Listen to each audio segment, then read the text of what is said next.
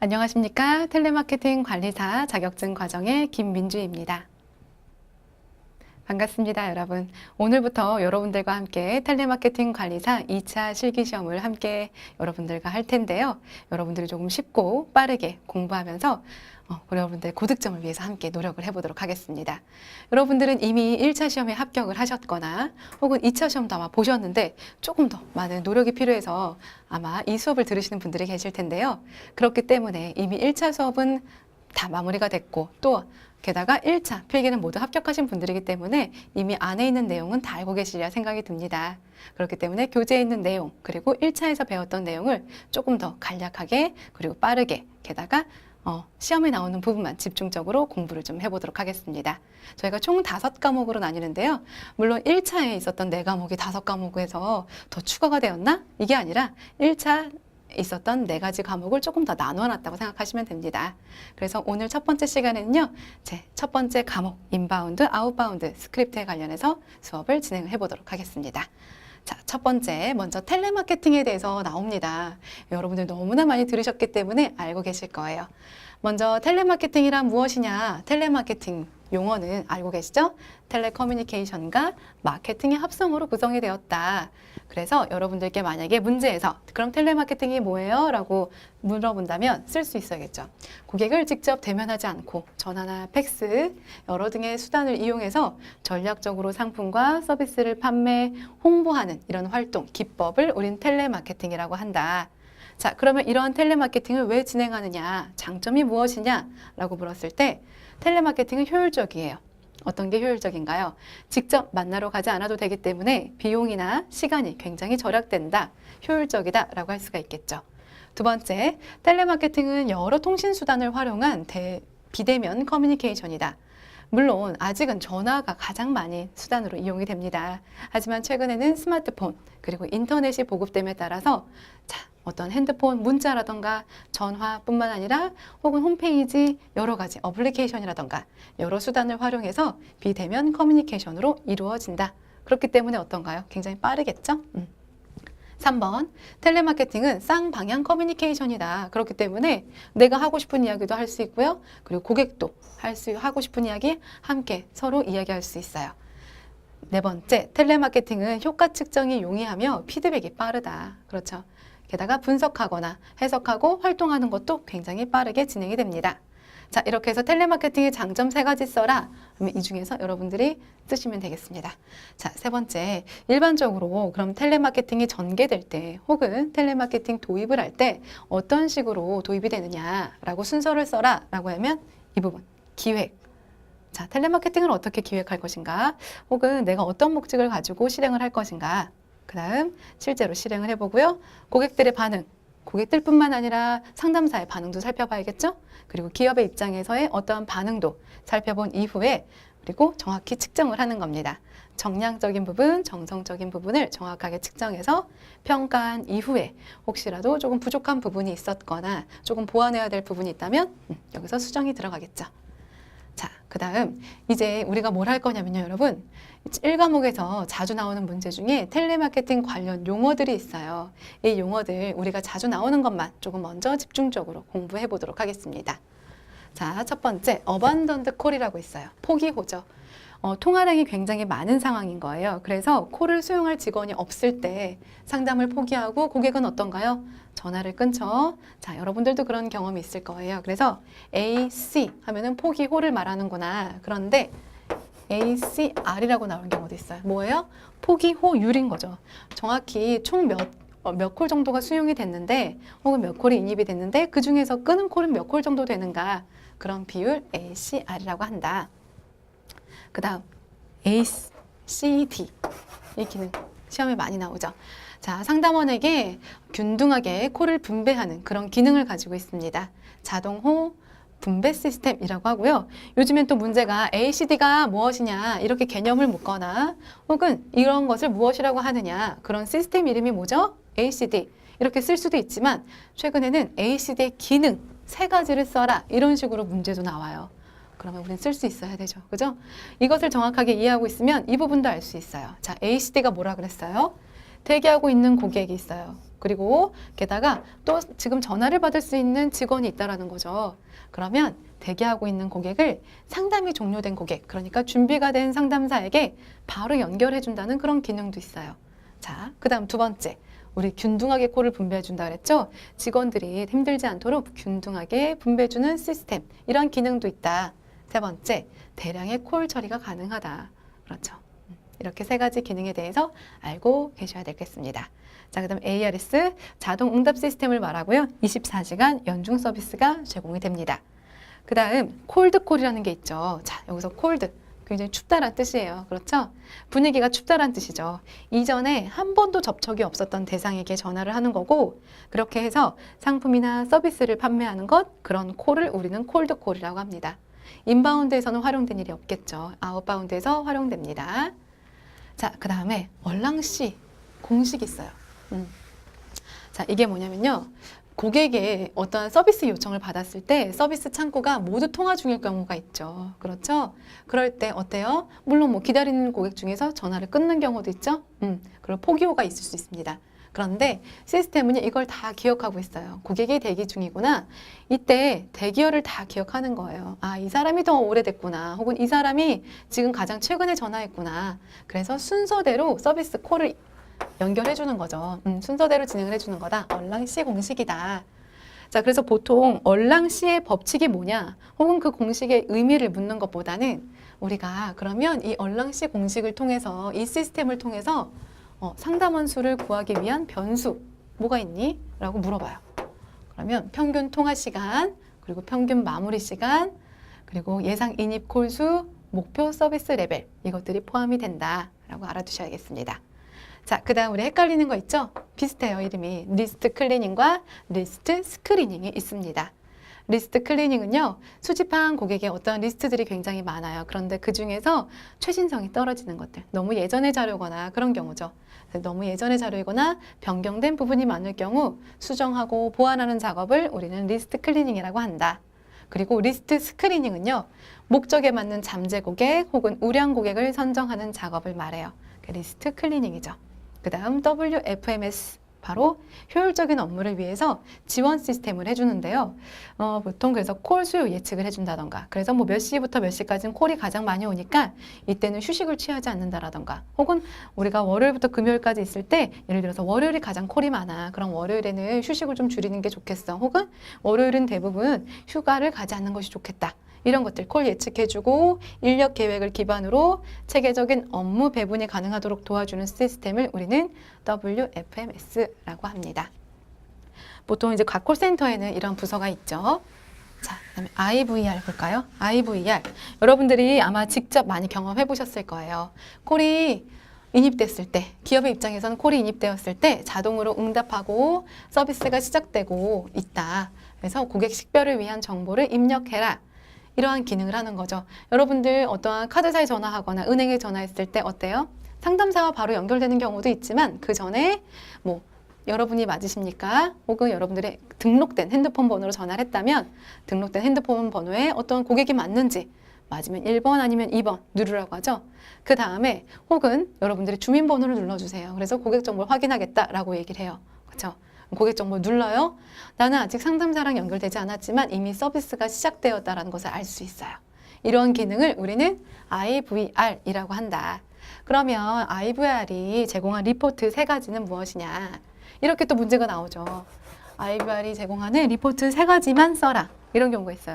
문제 세 가지만 써라. 이렇게 나와요. 그럼 세 가지만 쓰시면 돼요. 콜 포기율. 이거를 기다리지 못하고 콜을 포기한 사람. 누르지 않고 그냥 끊는 사람. 물론 여러 가지가 있을 수 있죠. 이유가 여러 가지예요. 물론 뭐 내가 그 중간에 전화할 이유를 상실했어. 아, 그냥 내가 전화 안 해도 되겠구나. 혹은 이거 전화기를 못 누르겠어요.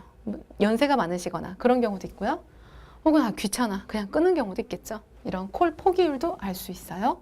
두 번째, 사용 중인 포트의 비율, 그리고 IVR 시스템의 평균 처리 시간. 예를 들어서 뭐 연령에 따라서 누르는 시간 이런 것도 다 다를 수 있겠죠. 혹은 뭐 잘못 누른다거나. 그리고 게다가 이걸 다 입력 끝나면 어떻게 해요? 상담사에게 연결해 주죠. 이렇게 상담사 그룹으로 전송된 콜의 횟수는 그럼 몇 콜 정도 되는가?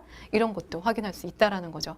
그래서 IVR의 기능도 세 가지 꼭 알아두셔야겠습니다. 자, 그 다음 우리 스크립트 넘어갈까요? 자, 우리가 어떤 인바운드, 아웃바운드에서 뿐만 아니라 텔레마케팅에서 가장 중요한 것 중에 하나가 바로 스크립트죠. 자, 스크립트의 정의와 역할 간단하게 좀 보겠습니다. 자, 절차와 구성을 통해서 텔레마케팅 상담 그리고 고객 설득 능력을 숙달하고자 할 때 사용되는 대본이다. 어떤 식으로 구성되어 있나요? 대화식으로 구성되어 있죠. 상담사, 고객, 상담사, 고객 이런 식으로 이것은 바로 어떤 고객과의 대화할 때 기본 매뉴얼이 된다. 그리고 텔레마케팅을 실시하는 데 있어서 텔레마케터와 고객과의 대화를 원활하게 하도록 미리 만들어 놓은 대화 대본이다. 예측 가능성을 높게 해주죠. 게다가 우리가 인바운드뿐만 아니라 아웃바운드에서도 반론이 제시될 수 있다 그랬어요. 그죠? 고객과 대화할 때 고객이 어떤 반대 의견을 제시하거나 그럴 때 있는데 그런 것들도 미리 예측해서 스크립트를 작성해 놓죠. 3번, 텔레마케팅을 실시할 때 고객과의 대화를 원활하게 진행하기 위한 표준화된 대화 교본이라고 할 수가 있다. 그렇죠. 자, 그래서 우리가 여기서 중요한 개념 중에 또 한 가지가요. 문의사항 스크립트가 있어요. 일명 이제 Q&A를 말하는 거죠. 이거는 보통 인바운드에서 많이 사용하는데요. 자, 인바운드는 어때요? 빈번한 고객의 질문이 많죠. 또 동일하거나 비슷한 질문이 많아요. 그렇기 때문에 Q&A 스크립트를 많이 활용하죠. 자, 이렇게 물어볼 수 있어요. 고객과의 대화에서 발생할 수 있는 각종 질의응답을 적은 문답집을 뭐라고 하는가? 그러면 문의사항 스크립트 혹은 Q&A 스크립트 이런 식으로 작성해 주시면 되겠습니다. 자, 그 다음 데이터 시트. 데이터 시트? 이게 뭐지? 처음 듣는 내용일 수 있어요. 자, 텔레마케팅에서요. 스크립트 내용상의 전개에 따른 고객과의 대응 결과, 그러니까 상담 결과 이 내용을 기록하는 거예요. 개별 장표를 말하는데 이게 아마 아주 예전에 나왔던 기출문제 중에 있었던 개념일 거예요. 근데 최근엔 많이 나오지 않고 게다가 최근에는 어떤 시스템이 도입이 됐나요? 콜센터에서는 최근에 도입된 건 아니지만 CTI 기술이 있기 때문에 이런 것들을 따로 뭐 어떤 지면에다 작성하거나 그러진 않아요. 이미 시스템에 다 활성화가 되어 있습니다. 자, 하지만 이거 개념은 알아두셔야 돼요. 문의사항 스크립트, Q&A 스크립트와 데이터 시트라는 게 있구나. 자, 그 다음 그런 스크립트는 왜 필요하나? 스크립트의 필요성 혹은 스크립트가 주는 장점 이런 것들을 쓰라는 문제가 나옵니다. 자, 볼까요? 스크립트는 왜 필요하나요? 상담원의 상담 성과를 크게 향상시킬 수 있다라는 장점이 있어요.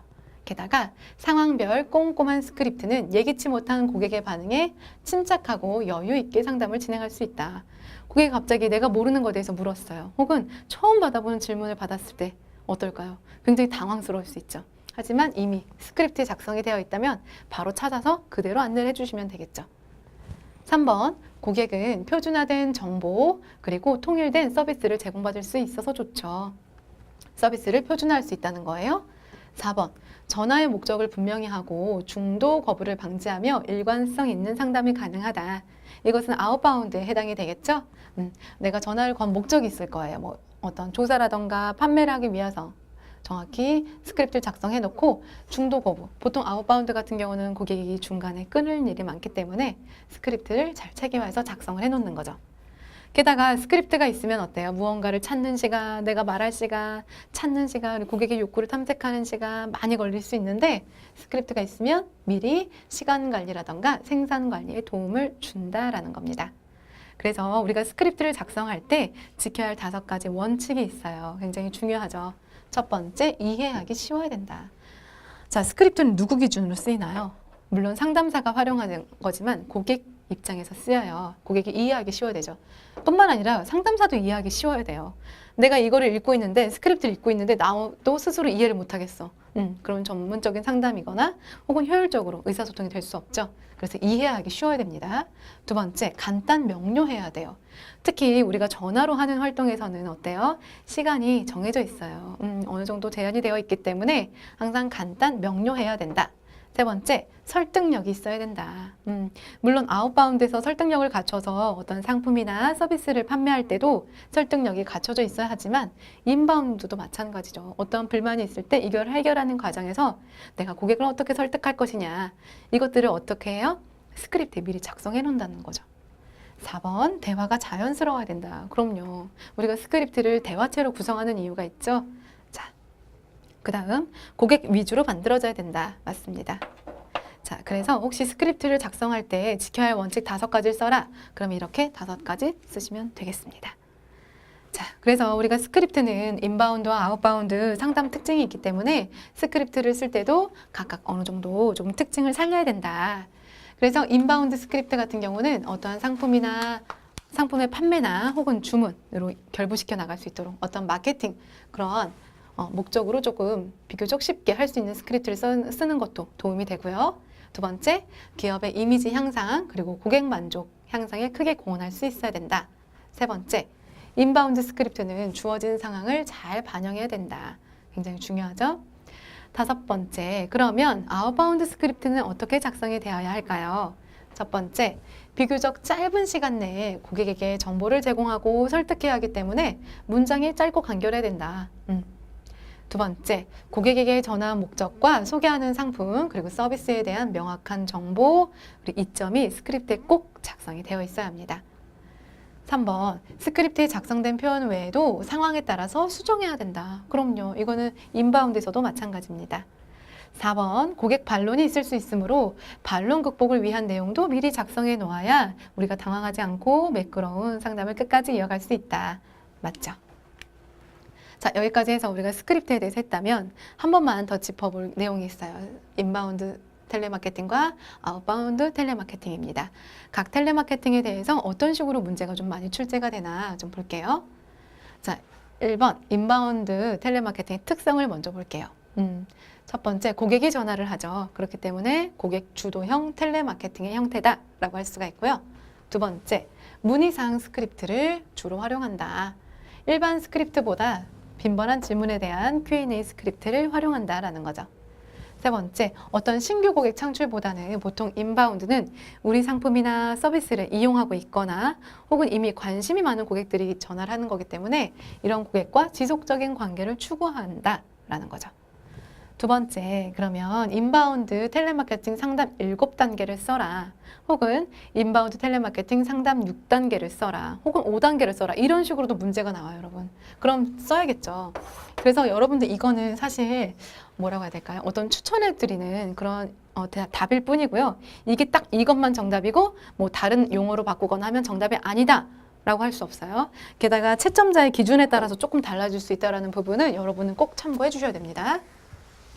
자, 먼저 볼까요? 만약에 예를 들어서 7단계에 대해서 써라 라고 나왔어요. 우리는 보통 5단계로 외웠는데 7단계로 쓰라니까 갑자기 혼란스러워요. 나누면 돼요. 흐름을 알고 있으면 되겠죠? 첫 번째, 업무 전에 상담을 준비해요. 보통 아웃바운드 같은 경우는 상담 준비를 뭐 고객 데이터를 수집한다라던가 정리해 놓는다는 거야. 그러면 되는데 보통 인바운드는 어떤 물리적인 상담이나 혹은 Q&A 스크립트는 내 옆에 잘 있나 혹은 시스템이 이상은 없나 이런 것들 준비하는 거고요. 두 번째, 전화를 받습니다. 전화 상담을 하면서 고객이 지금 무엇을 물어보는지 확인하는 거예요. 고객 니즈를 탐색하는 거죠. 자, 그래서 이게 왜 궁금한지, 이걸 왜 물어보는지 확인하는 거죠. 그래서 문의에 대해서 해결해 주는 거예요. 그런 다음에 반론을 극복해 주는 거죠. 통화 내용을 재확인해 준 다음에 통화의 종결, 끝인사를 해요. 자, 제가 전화를 받았어요. 가만히 앉아 있다가 전화 오면 바로 받아야지 대기 자세를 하고 있었고요. 전화를 받았어요. 전화를 받았더니 고객이 예를 들어서 보험을 해지한대요. 보험을 해지하는데 어떻게 해야 돼요? 라고 물어봤어요. 그랬더니 게다가 본인이 가는 게 아니라 다른 사람이 간대요. 전화로 해지해 줄 수가 없어요. 그래요? 문의 내용도 파악했어요. 고객의 니즈는 뭐예요? 내가 아니라 우리 가족이 보험을 해지하러 간대요. 그렇구나. 그러면 죄송하지만 직접 방문을 해주셔야 됩니다. 내가 왜 가야 돼요? 귀찮게 그냥 전화를 해주세요. 반론을 해주면 극복을 해야겠죠. 너무 죄송합니다만 저희가 유선상의 업무다 보니까 다른 얼굴을 뵙지 않고 하는 업무다 보니까 직접 고객님께서 전화 주지 않는 이상 가족분들과는 해지 처리해드리기가 어렵습니다. 극복을 해준 다음에 통화 내용을 재확인하는 거죠. 고객님, 그래서 거기 방문하실 때는요, 이런 서류를 가지고 재방문해 주세요. 혹은 고객님 여기 방문하실 때 혹시라도 각 상황에 맡아서 창구에 따라서 뭐 시간이 달라진다던가 서류가 달라질 수 있기 때문에 고객님 좀 번거로우시더라도 직접 그쪽으로 한번 전화를 한번 준다던가 혹은 그쪽의 위치를 제가 문자로 다시 한번 전송을 해드리겠습니다던가 이러한 재확인을 해주시고요. 그다음에 통화를 종결하고 인사를 하면 되겠습니다. 이런 상황을 기억해 두시고 요거에 따라서 작성을 해주시면 돼요. 자, 나는 이렇게 7단계로 외웠는데 6단계로 쓰래요. 그럼 먼저 상담 준비, 전화 응대, 고객을 니즈를 파악하고요. 문제를 해결해줘요. 그 다음에 동의와 확인한 이후에 전화를 끊으면 되겠습니다. 다시 한번 말씀드리지만 이거는 어떠한 제가 추천해드리는 방법이지 꼭 이것만 정답은 아니다라고 할 수 있어요. 채점자의 상황에 따라서 채점자의 기준에 따라서 조금 달라질 수도 있다는 부분입니다. 자, 3번 볼까요? 그러면 인바운드는 주로 어떤 분야에서 활용이 되느냐? 1번 각종 문의 불만 대응 굉장히 많죠? 기업의 대표 콜센터 혹은 국가나 정부기관의 민원 상담. 자, 두 가지 또 다른 것도 있어요. 어떤 게 있나요? 판매 촉진 활동도 합니다. 홈쇼핑 주문 전화, DM이나 신문 등을 이용해서 주문 전화 어디로 해요? 여기 전화하면 주문 받아주죠. 이런 것들이에요. 세 번째, 특수 전문 상담, 뭐 119나 112 혹은 위기 가정이나 청소년 상담 이런 전화도 인바운드에 포함이 되죠. 자, 그럼 아웃바운드 텔레마케팅은 어떻게 진행이 되나요? 아웃바운드 텔레마케팅의 특성은 첫 번째, 업체 기업 주도형이다. 굉장히 공격적이고요. 그렇죠? 아, 여기 쓰여 있네요. 공격적이고 수익 지향적이다. 그리고 상담사가 주도를 해간다. 데이터베이스 마케팅 기법을 활용한다. 가장 중요한 게 고객의 데이터베이스다라고 했었어요. 자, 이번에는요. 아웃바운드 텔레마케팅 상담 5단계를 써라라고 했어요. 그러면 첫인사와 뭐 자기소개, 그 다음에 도입 부분. 내가 왜 전화를 했는지 얘기를 하는 거죠. 그래서 통화가 가능한지 물어보는 거, 도입 단계. 그 다음에 상담을 진행하는 거죠. 이게 이렇게 좋은 상품이 있어요. 라고 얘기를 한 다음에 고객이 이제 얘기할 수 있겠죠. 뭐 그렇게 비싸요? 아, 고객님, 이건 이런 장점이 있어요. 지금 게다가 지금 특별 할인 중인데 어떠세요? 이야기를 하는 거죠. 그 다음 마무리 끝인사. 이게 뭐 판매로 연결될 수도 있고 판매가 아닐 수도 있겠죠. 자, 또 이렇게도 바꿔볼 수 있어요. 늘 절대적인 건 아니에요, 여러분. 그래서 첫인사 한 다음에 도입을 하는 거죠. 고객님, 이 상품이 지금 이렇게 나왔는데 한번 들어보시겠어요? 그 다음에 상담을 진행하고 마무리 끝인사, 그 다음에 통화 결과를 기록한다. 이런 식으로 하셔도 크게 문제는 없을 것 같습니다. 자, 그런데요, 문제에서요, 이거는 텔레마케팅 상담에 대한 부분이에요. 그렇죠? 그런데 문제에서 판매 절차에 대해서 써라. 이런 경우도 있어요. 판매 절차에 대해서 쓰라고? 써야죠. 자, 어떻게 해요? 먼저 누구한테, 어떤 고객한테 팔 건지 잠재 고객을 먼저 파악을 하는 거예요. 그런 다음에 이들의 그럼 특성이 뭐지? 이 사람들은 보통 윤리적인 고객인가? 그래서 어떤 우리 기업의 어떤 사회적인 이미지, 사회적인 책임에 대해서 많이 신경을 쓰는 사람인지, 아니면 약간 직급이 있거나 나이가 조금 많아서 사회적인 지위, 그런 명분을 좀 중요시하는지, 혹은 이 사람은 가장 저렴한 것, 경제적인 것을 원하는지 특성을 정의해요. 그 다음에 스크리닝을 하죠. 이 중에서 잠재 고객 중에서 판매할 수 있는 확률이 높아지는 사람 혹은 우량 고객을 추출해내는 거죠. 그 다음에 정확하게 판매하고요. 그 다음 사후 관리를 진행합니다. 자, 이것도 마찬가지로 채점자의 기준에 따라 정답은 달라질 수 있다는 부분. 자, 이렇게 해서 아웃바운드 텔레마케팅과 인바운드 텔레마케팅에 대해서 한번 했어요. 아웃바운드 활용 분야는 어디에서 운영이 되나? 어디에 이용이 되나요? 일단 비판매 분야도 사실 많습니다. 앙케이트 조사를 한다던가 시장조사 혹은 고객 만족도 조사, 여론조사도 하죠. 해피콜. 그 다음 판매 분야도 많이 있죠. 내방객 유치한다던가 기존 고객에 대한 교차 판매, 계약 갱신, 반복 구매 이런 거 진행을 하죠. 자, 그래서 문제에서는요. 이런 것도 나와요. 자, 해피콜이 뭐냐? 해피콜이 뭐냐? 혹은 해피콜의 정의를 묻고 이게 뭐냐? 라고 물어볼 수 있습니다. 자, 우리가 해피콜이라는 건 정확히 알아요. 그치? 그런데 쓰려면 사실 힘들죠. 볼까요? 고객과의 관계 개선과 그리고 제공받은 서비스의 어떤 만족도를 확인하고 고객 평생 가치를 높이기 위해서 서비스 제공 후에 행하는 아웃바운드 텔레마케팅이다. 그래서 보통 뭐 물어보나요? 만족, 불만족 이런 거 물어보죠. 몇 점 정도 주시겠어요? 이런 거. 자, 그 다음 우리가 사후관리, 팔로우업이라고 하거든요. 이런 부분도 나와요. 자, 팔로우업이 왜 중요하냐? 이런 거. 사후관리가 왜 중요하냐? 이걸 글로 쓰라 그래요. 자, 그래서 이게 중요한 이유는 기업의 이미지를 높일 수 있는 어떤 기업의 이미지 제고뿐만 아니라 제품의 지속적인 구매를 유도할 수 있다. 또한 상품 그리고 서비스에 대한 문제점을 찾아서 개선할 수 있다. 게다가 고객과의 장기적인 관계를 유지하는 데 큰 도움을 준다. 이게 바로 사후관리다. 이게 바로 사후관리의 중요성이다 라고 할 수가 있겠습니다. 그럼 이렇게 아웃바운드를 진행하는데 아웃바운드 텔레마케팅을 성공할 수 있는 요인들에는 뭐가 있냐? 크게 세 가지인데요. 어떤 적극적인 것, 그리고 능동적인 마케팅을 펼친다. 그 다음 체계적인 사전 준비, 그리고 어떤 스크립트를 가지고 있는다. 그리고 능동적이고, 그리고 적극적인 텔레마케터의 태도도 필요하겠죠. 적극적인 텔레마케터. 마케터의 어떤 자질이나 능력, 이런 것도 필요하겠습니다. 자, 그 다음. 바로 이제 고객이에요. 우리가 텔레마케팅을 진행하는 것에서 빠질 수 없는 것이 사실 고객이죠. 우리는 고객을 계속 만나거든요. 그러면 우리는 고객이 정확히 무엇인지, 고객이 어떠한 범주에 따라서 어떻게 좀 나누는지 이것에 대해서 정확히 알아야겠습니다.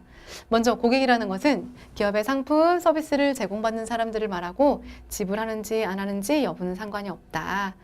그리고 고전적 개념의 경영 목적은 어디에 있었나요? 보통 이윤 추구 목적에 있었다면 최근에는 어때요? 현대적 개념의 경영 목적은 바로 고객 만족에 있다라고 할 수가 있다. 그래서 만족한 고객은 계속해서 재구매를 하고요. 또 다른 고객한테 추천도 해줘요.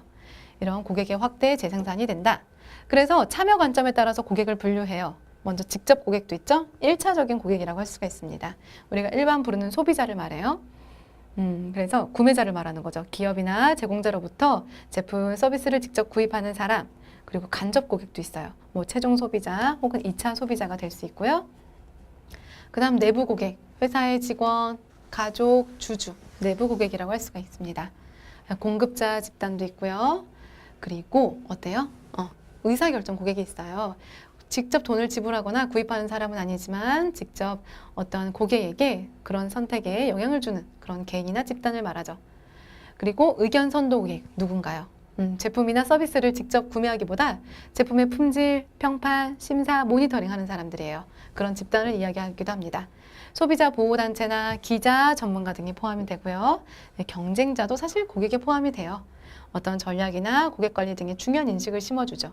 또한 법률 규제자, 소비자 보호와 관련된 조직에 운영되는 법률을 만드는 의회, 정부도 고객이라고 할 수가 있겠죠.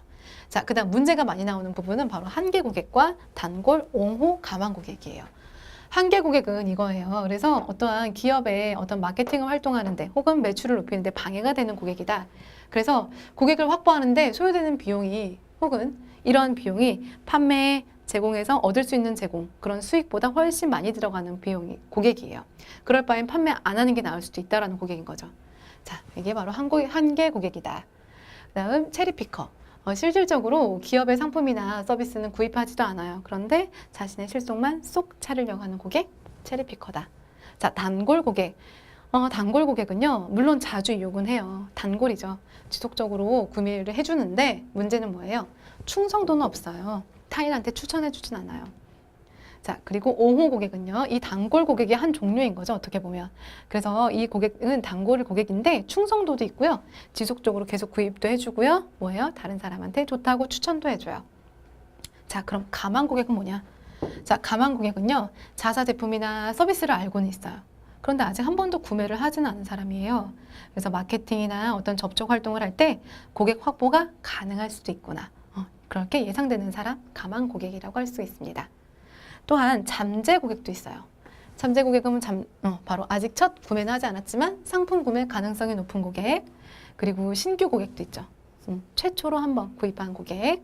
자, 그 다음 기존 단골 고객, 상품을 반복적으로 구매하는 고객이다. 기존 고객이라고도 해요. 그 다음 핵심 고객이 있어요. 충성 고객이란 말이에요. 동일한 말입니다. 지속적으로 상품을 구매하고요. 주위에 계속 추천해줘요. 본인이 스스로 어때요? 걸어다니는 광고가 돼요. 간접 광고를 그런 효과를 발생시키는 고객을 말합니다. 그리고 이탈 고객, 자사 제품을 이용하던 고객이 타사로 진화한 거죠. 전화한 거죠. 동반 고객, 고객이 기업의 의사결정에 참여하고 어떤 이익을 함께 나누는 고도화된 고객이다 라고 할 수가 있겠습니다. 기업과 동반한다 라고 생각하시면 돼요. 자, 그럼 우리는 이러한 고객들이 있을 때 이러한 고객에게 만족시켜주기 위해서 열심히 마케팅 활동을 펼치는 거죠. 자, 고객 만족의 정의를 먼저 봐야 되겠습니다. 고객 만족이란 무엇이냐라고 했을 때 어떤 대상에 대한 기대 수준과 실제 경험의 차이에서 발생하는 불일치 정도에 대한 객관적인 평가인가요? 주관적인 평가예요. 사람에 따라 다르죠? 그리고 고객의 요구와 기대에 부응해서 그 결과로서 상품, 서비스의 재구입으로 이루어지고 고객의 신뢰감이 연속되는 상태를 우리는 고객 만족이라고 합니다. 이렇게 고객 만족의 중요성이 부각되면서 기업에서는 어때요? 고객 만족 경영을 위한 여러 전략과 투자를 아끼지 않고 있죠. 자, 문제에선 이런 식으로 나오기도 해요.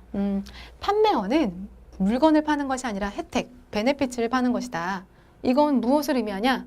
고객 만족을 의미하는 거예요. 그래서 고객은 어떤 핵심적인 혹은 눈으로 보이는 그런 유형의 제품만 구매하는 것이 아니라 그 과정에서 추가되는 어떤 가치들을 함께 구입을 하는 거다. 고객 만족과 의미를 함께 하고 있습니다. 자, 그러면 고객 만족에 우리가 고객들이 만족시키려면 크게 세 가지가 있어요. 고객 만족을 느끼게 할 수 있는 중요한 요소. 첫 번째 상품이죠. 어떻게 보면 가장 핵심적인 것이라고 할 수가 있겠습니다. 그래서 상품의 가격, 품질, 인지도, 기능 등으로 고객의 만족도가 결정된다라는 거죠. 두 번째, 서비스가 있어요. 고객 만족을 결정하는 요소로서 중요성이 계속해서 더 부각이 되고 있죠. 상품을 구입하면서 이루어지는 과정에서 나는 기분이 너무 좋아요. 만족할 만한 서비스를 받는 것이 너무나 즐겁고 이것이 나한테 행복한 경험이에요. 계속 쌓고 싶어요. 계속 그곳과 관계를 유지하겠죠. 그 다음 이미지, 기업의 선호도 조사 혹은 이제 인지도 이런 것도 계속 조사를 하죠. 그래서 사회적인 이미지에 따라서 고객 만족도가 결정될 수도 있습니다. 특히 여러 고객들이 있는데 그 중에서 윤리적인 고객일수록 기업의 사회적인 책임이나 윤리성에 대한 관심이 굉장히 높죠. 자, 그러면 고객의 사전 기대치에 영향을 미치는 요인이 뭐가 있냐?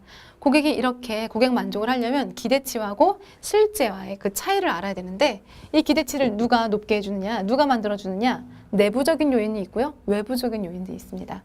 먼저 외부적인 요인, 첫 번째 보면 제3자의 의견이 있겠죠. 뭐 가까운 데 주변의 친구가 될 수도 있고요. 혹은 뭐가 있을 수 있을까요? 뭐 가족 혹은 뭐 이제 인터넷에 떠도는 리뷰라던가 이런 것들도 제3의 의견이 되겠죠. 두 번째, 매스컴을 활용한 광고들 많아요. 그렇죠? 이런 것들도 물론 충분한 정보 수집을 할 수 있습니다.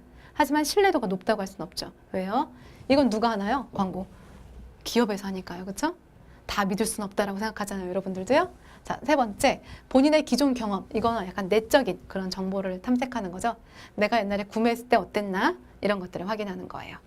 그래서 고객이 만족했다 혹은 고객이 앞으로 우리 기업과 얼마나 계속해서 관계를 이어갈 것인가, 이때 중요한 분석 기법이 바로 RFM이다 그랬어요. 고객 만족도와 고객 충성도를 확인하기 위한 분석 기법인 거죠. 자, R은 최신성이에요. 그래서 고객이 얼마나 최근에 구입을 했나, 얼마나 흘렀지? 이걸 알아가는 방법이고요. F, 뭔가요? 빈도수죠. 제품 또는 서비스를 얼마나 자주 구매를 하나, 반복, 빈도에 대한 부분입니다. 그 다음에 M, 총 얼마를 구매를 했나, 구매한 평균 금액이 얼마인가, 이런 것들을 확인하는 거죠. 자, 그래서 우리가 알아야 될 게 바로 고객 로열티, 고객 충성도에 관련된 부분입니다. 문제에서 이렇게 나와요. 고객의 충성도를 의미한다. 지속적으로 한 기업에 어떤 물건, 서비스를 구입하고 주변 사람들에게도 구매를 유도하는 것, 적극적인 태도, 이런 걸 뭐라고 하느냐? 고객 로열티예요. 그러면 우리가 이 고객은 로열티가 있다라고 판단할 수 있는 특성 4가지가 뭐가 있냐면, 먼저 반복성이 있어요. 한 기업의 상품이나 서비스를 계속해서 구매를 반복하는 거죠. 두 번째, 지속적으로 구매하는 거예요. 반복성과 비슷하죠. 근데 옹호성, 주변 사람에게 홍보를 해줘요. 계속해서 광고를 해주고 다니죠. 그 다음 비이탈성, 아무리 경쟁사에서 가격을 내려도 혹은 아무리 광고를 해도 가지 않아요. 이탈하지 않는 약간 의리 같은 거. 이게 정말 있는가? 그러면 로열티가 있다라고 할 수 있겠죠. 두 번째, 고객 충성도를 그러면 향상시킬 수 있는 우리가 그런 촉진 방안에 뭐가 있느냐? 첫 번째, 우수 고객. 이러한 고객들만을 대상으로 이벤트를 시행하는 거예요. 특별 관리하거나. 그 다음 두 번째, 고객의 소리를 활성화하는 거죠. 그들만 따로 모아서 이야기를 듣거나 그들만의 어떤 커뮤니티 활동을 계속 지원을 해주는 거죠. 세 번째, 마일리지나 포인트 지급으로 실질적인 혜택을 제공해 준다. 맞아요. 그리고 마지막, 충성 고객에게만 사은품이나 특별 할인권을 제공해줘서 무언가 특별하게 인정받고 존중받고 있다는 것을 알려주는 거예요. 이렇게 해서 우리가 1강을 모두 다 했습니다. 자, 아웃바운드, 인바운드에 관련된 부분에 대해서 우리가 반만 했었고요. 다음 시간에 함께 이어서 마무리하도록 하겠습니다. 감사합니다.